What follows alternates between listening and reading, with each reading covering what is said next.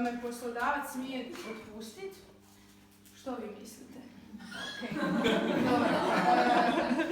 Pa mi smo zaključili ukoliko kršimo bilo šta iz ugovora. Znači, mi imamo prava i obaveze koji su regulirani u ugovoru, bilo šta da kršite, vidite posao i to je to.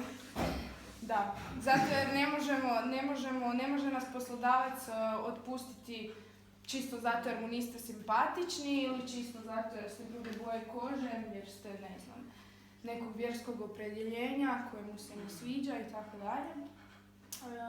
Dobro, to je to. Drugo pitanje, moram li šefa pozdraviti 10 puta dnevno?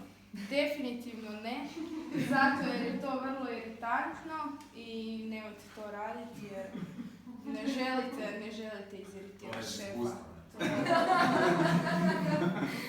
Eto, to je to. Čekaj, Maj, Tamara rekla. Imam ja jedno pitanje.